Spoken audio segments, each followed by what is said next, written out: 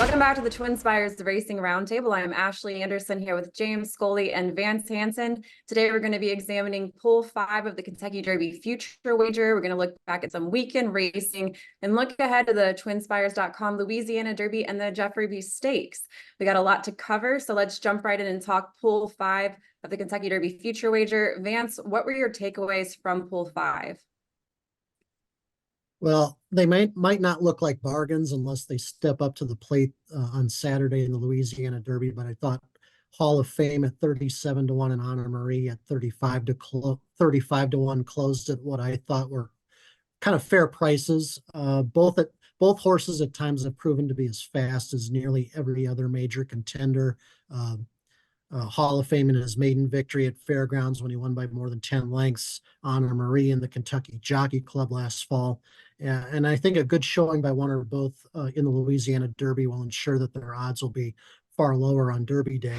And I think the same kind of goes for Track Phantom too. He closed at 23 to 1 in the future pool. I know there's underlying concerns whether he can get a mile and a quarter under increased early pressure, but I still think that's kind of a fair price for a horse, that is probably going to be running well this weekend and going into the Derby. Notable underlays in Pool 5 for me, in my opinion, Fierceness 9 to 1. He just needs to show me a lot more in the Florida Derby. And then the Japanese contender Forever Young closed at 12 to 1. I still think this is a tall order for a Japanese-based horse without an American prep. I'll wait to see how he does. Or I'll wait to see a Japanese horse kind of win the Derby before I back them coming into the race off of this kind of a route.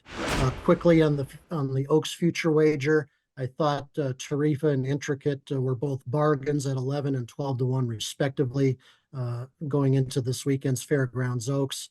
I think whoever wins this race is perhaps the Pro Tem Oaks favorite. And then Just FYI, who's had setbacks that have prevented her from running already this season, closed at 8 to 1. That's far too low, in my opinion, James. Yeah, I agree. Both I think Just FYI and Candy are really talented fillies, but I think it's asking a lot to go into the Oaks off of just one prep. I'm not saying, we've seen a horse do it, but those aren't the kind of horses that I'm going to be looking to play, and especially 6 weeks out. As far as the Oaks go, I agree with what you said. I thought 7 to 1 was too short on Impel before her stakes debut. Granted, she's been brilliant in both races, but you have to face stakes company, and she's got to prove it from like a seasoning perspective as well. So no way I would be taking 7 to 1 on a type like that. I did think 12 to 1 on Intricate. I think she's going to be lower than if she runs first, second, maybe even third in the Fairgrounds Oaks. I think she has the potential to really get bet down given her affinity for the track and how she crushed him in the Goldenrod last fall. So Tarifa, that's my number one Oaks horse. So 11 to 1 and 12 to 1 at this point on those kind of fillies, I thought was fair. I'll point out a horse that got by, I think, everybody. It just was unbelievable to me. Number 28 was Resilience. He's coming off a 4th place effort. He had just broke his maiden at Gulfstream Park. Bill Mott shipped him into the Risen Star, which is by far the deepest Kentucky Derby prep this year. Honor Marie ran 5th in that race and was like 32 to 1 in Pool 5. But Resilience went off 128 to 1. He got caught behind Track Phantom at stretch, sort of got a little bit of a troubled trip, still finished full of run. John Velasquez got off him and said, he just got lost out there. He's going to do nothing but improve significantly off of his first stakes effort. And he's coming off back-to-back 5 furlong works the last 2 Sundays. So people letting Resilience off that 4th place effort in the Risen Star go off at 128 to 1, Ashley, just blew me away. I also got a little bit of just a touch at 31 to 1. I just couldn't let that 30. I didn't have any money on him yet, so I couldn't let those big odds go by the side before his 2-turn stakes debut coming up. I don't know if anyone mentioned it yet that Sierra Leone was the top individual betting choice. No surprise there at 7 to 1. Vance, you mentioned it with Fierceness. That was a little surprising to me. 9 to 1 off that poor performance in the Holy Bull. And then touching on Forever Young at 12 to 1. James, you talked about this in the Power Hour on Friday, that you aren't going to really back a Japanese runner until you see it happen, see them win the Derby. Now we've had 6 starters in the Derby so far, Japanese runners. None of them have hit the board. And then the history of horses that did not have a North American start before racing in the Derby, we've had 53 starters. We only had 2 winners, Bold Forbes, Canonero II, 1 second place finisher, Bold Arrangement in 1986. None of the other runners have finished in the money. So I don't like that 12 to 1 price considering that history there either. I also wanted to mention I had Tuscan Sky as the horse I was looking to bet in this future wager. He closed at 36 to 1, not exactly what I was hoping for. He was up at like 62 to 1 at one point. So I was pretty excited when I saw that price, but dropped back down to 36 to 1. And one other runner closed at 81 to 1, Tuscan Gold, who we're going to see in the Louisiana Derby for Chad Brown. So interested to see what happens in that race. Maybe that 81 to 1 price ends up being good, depending on what we see in the Louisiana Derby. Well, Yeah, I mean, it's possible. And I'll just add about Sierra Leone. If you had taken 6 to 1 a month ago, you were a little bit bummed to see him at 7 to 1 a month later. You sat for 4 weeks on your money and the price went up. So, well, this past weekend, we didn't have any Derby or Oaks prep races. We had a lot of stakes kind of geared towards sprinters. James, did anything catch your eye from this past weekend of racing? yes, I want to mention a couple colts that were on the Derby, potential Derby trail, and one of them ran in the Derby, hadn't been seen since. But Arthur's Rod and Rocket Cam both came back for Bill Mott this past Saturday. Arthur's Rod an allowance at Gulfstream, Rocket Cam an allowance at Oaklawn Park. And excuse me, both horses won. Arthur's Rod looked fantastic, winning by 7.5 lengths. He got a 95 Brisnet speed rating. That's a career best number. I think a real encouraging performance to move forward off of. I'll mention with Arthur's Rod, he's the son of Tappet out of a Point Given mare. In his first 2 starts, he ran second to Disarmed and Instant Coffee. And then he was making his 4th career start on Saturday last year in February. He only raced 1 time last year. He broke his maiden in front running fashion over Dreamlike, who came back to record a neck 3rd in the Wood Memorial and ran 2nd in the Grade 1 Pennsylvania Derby. So he's faced nothing but graded stakes horses in his first 3 starts. He had 2 seconds and a maiden win, and he came back and romped by 7.5. Rocket Can upset the Grade 3 Holy Bull last year, and then ran 2nd in the Fountain of Youth, 4th in the Arkansas Derby. I thought he trained well. I used him in my super and trifecta plays in the Derby. He got caught up on the pace a little bit and ran 9th in the Kentucky Derby, and this son of Into Mischief had not been seen since that race. He came back at Oaklawn Park, won a mile allowance race by about 2 lengths. Got a 96 speed rating with, once again, a solid comeback figure to keep building upon. And both Arthur's Rod and Rocket Can, I think, will be nice additions to the older horse ranks potentially, Vance.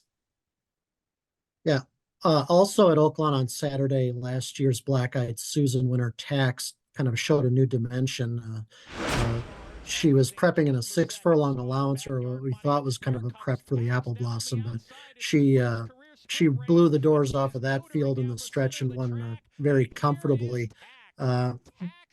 This was a filly, of course, like I said, she won the Black Eyed Susan last year, and she came across as more of a long distance specialist last season, but this sign of versatility was a really positive move and a tip off that she might potentially improve off of what I thought was an uneven campaign as a 3-year-old last season. So her connections are now looking at the Apple Blossom. That's on April 13th over a mile and a 16th.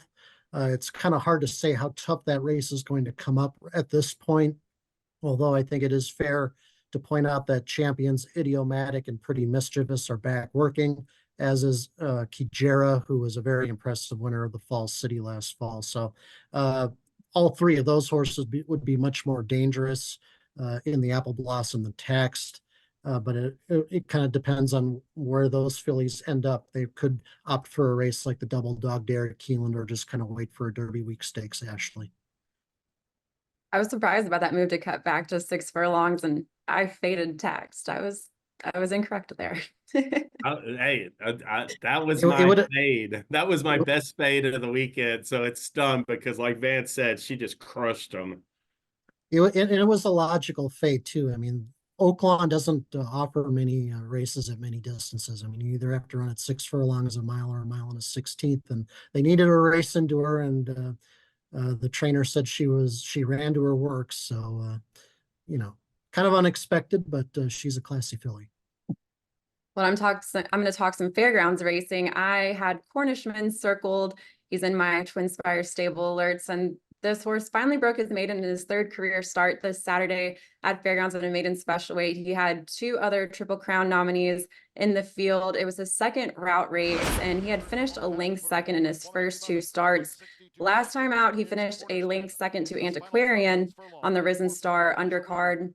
Antiquarian, of course, is going to race in the Louisiana Derby this weekend, and it was a change of tactics that seemed to work here for Cornishman. He had been sitting far off the pace in his first two starts, but this time he stalked the early pace setter and then took the lead in 5/16 to go with Florent Giroux aboard. So I know it's a little late now to see if we can get him in a Derby prep and potentially make the Derby field, but he's by Curlin out of a Bernardini mare who has a graded stakes win. So I've always liked this horse for Brad Cox, a Godolphin homebred.